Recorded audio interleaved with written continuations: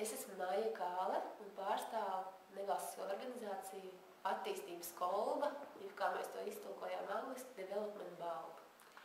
Un strādāju kopā ar Elīnu Veidi, Gintu Klāsonu, Visvaldu Valtenbergu, Mārtiņu Kāli. Mēs darbojamies dažādos izglītības attīstības sadarbības projektās. Skolas, kā satelīta attīstības izglītībā, mēs veicām 3 kvantitatīvus pētījumus un pētījām to, kādā veidā ir noticis šis projekts un kā ir notikusi projekta ietekme šajās 9 skolās.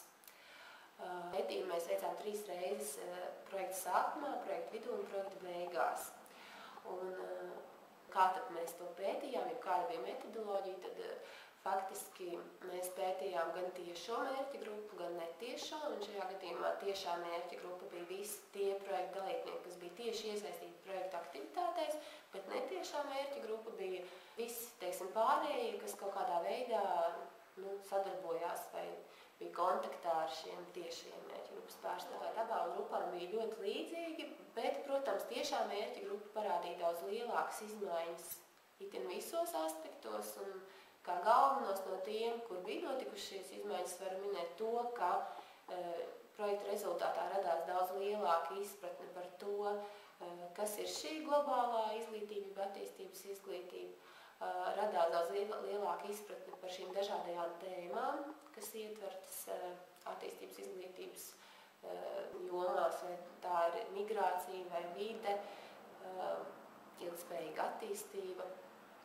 Interesanti tas, ka radās tās pozitīvāks noskaņojums par globalizāciju kā tādu, vairāk cilvēki saskatīja tieši globalizācijas pozitīvās puses no šī projekta rezultāta. Un kas arī likās tāds svarīgs aspekts un arī diezgan lielā mērā mainījās projekta laikā, ka, ja sākumā projekta dalībnieki uzskatīja, ka viņu rīcība jau pilnīgi noteikti, vai katrā ziņā diezgan mazā mērā ietekmē pasaulē notikušo, tad projekts to mainīja un šobrīd, bet lielāks skaits projekta dalībnieku uzskata, ka viņu rīcība patiesībā kaut ko ietekmē un varbūt ietekmē pat lielā mērā.